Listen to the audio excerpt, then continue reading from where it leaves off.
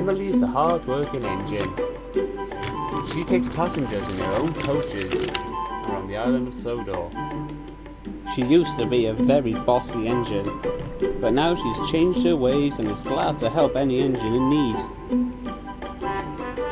All the engines like Emily too.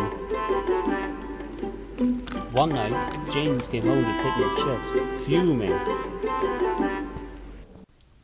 "I have to take trucks of rock, stone and coal to the docks tomorrow," he said. "I hate troublesome trucks." "It's only for one day," said Edward, "but they have been really troublesome to me lately." "And us," said Thomas and Percy. But before Thomas and Percy could speak another word, Emily puffed into the sheds. "Good evening," she tooted.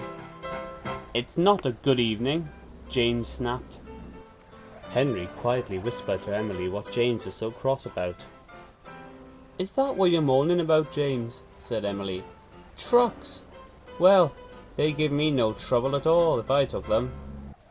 "Then maybe you should take them," said Edward. And all the other engines agreed.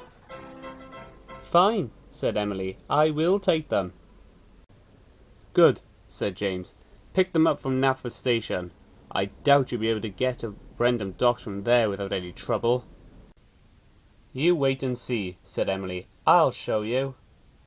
And she fell asleep at once. Scruffy was at Knapford Station, along with Rickety, Fred and Phil. They were there also with other trucks. "Today's the day," grumbled Scruffy. "Today we are going to pay James out for bumping us yesterday." "He'll take us over Gordon's Hill for sure," said Rickety. "We'll hold back and we'll snap the couplings," said Fred. "We'll roll right back down through the station," laughed Phil. But the trucks were very surprised to see Emily come and collect them. She banged into Scruffy. "I want no nonsense today," she said, as she pulled him out of the siding. One by one, she was coupling the trucks together, giving them each a bump. She thought it would make them see sense and make them behave.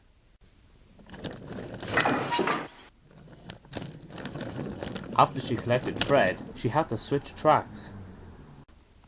And after she bashed into Phil, she pushed the trucks past beyond the junction. Just then Boko arrived to take some other trucks away.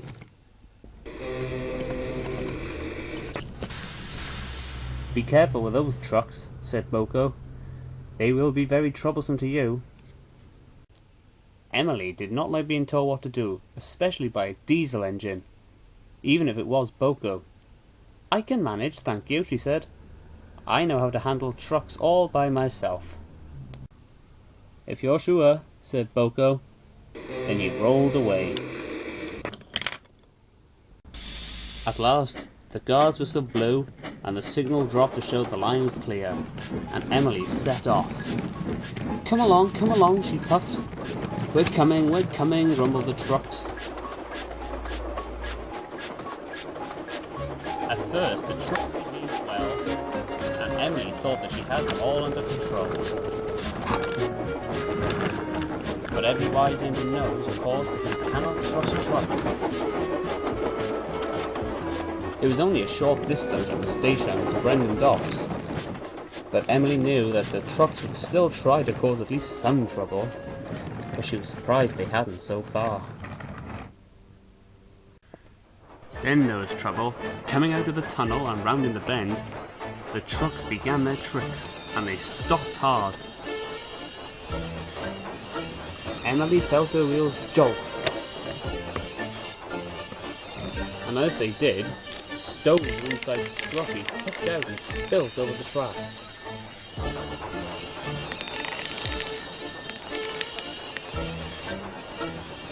Several stones had landed on the tracks next to Emily, and the trucks began shunting her through the tunnel once more. "Stop!" cried Emily, as she was shunted slowly through the tunnel. Then finally they did. "I hope no one comes down that track," worried Emily. Then there was trouble. She heard a shrill and familiar whistle. The whistle was Thomas's, and he was puffing down the line as fast as he could. He had no choice but to go along the line that Emily didn't want him to go on. Just then Emily heard a cry. Cinders and ashes, it went. Thomas had come racing out of the tunnel and his wheels had hit stones. He came off the line. Annie's front wheels had come off the tracks too. Just then the truck surged forwards once more.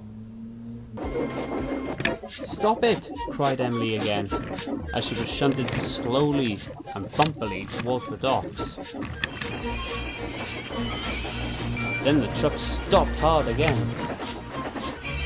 and more stones fell onto the other line.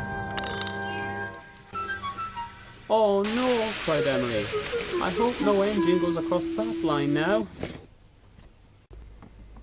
Just then, Donald came racing round the bend and headed straight for Emily. Oh no! Cried Emily again. Just then, Emily saw Donald diverting into the siding. He buffered up to some trucks and then reversed out of the siding.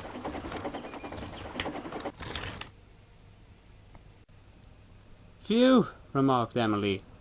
Then she saw something. After Donald had reversed out of the siding, he continued on his way down the line. Look out! Cried Emily. But it was too late again. The front truck hit the stones and then toppled into the sea. Most of the pipes in the truck sank. Then the next truck fell over too, and its load sank too. Donald was cross. What's going on here? He said. Why are there rocks all over the tracks? It's these trucks, cried Emily, before giving them one bump and then finally pulling them into the docks. One of these days these trucks are going to have to learn lessons, he said. And Emily agreed. She parked the trucks along on the main line and then puffed away, back to Tidmouth Sheds. On her way home, she had to pass through Nafford Station. When she got there, she saw Boko and Harvey talking to each other. She rolled up in the middle of them. Harvey, can you go to the docks and rescue some trucks in the sea?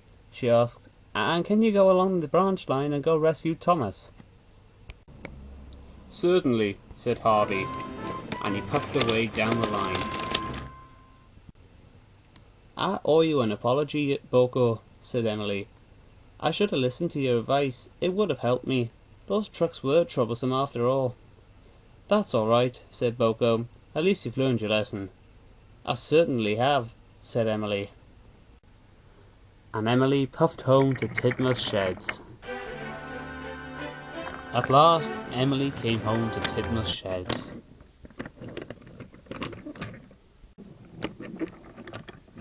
She was ready to go to sleep when she heard a voice next to her. I did try to warn you, whispered the voice. It was James. He was still awake. James, cried Emily. Why are you still awake? I've been waiting for you, said James. I wanted to apologize. What for? She asked. For all of my complaining last night, he said. If I hadn't been complaining so much, you wouldn't have gotten angry, and you wouldn't have threatened to take my trucks, and you wouldn't have caused those accidents either. I guess I'm to blame too, said Emily. I underestimated how troublesome those trucks really are. And so the two friends fell happily asleep.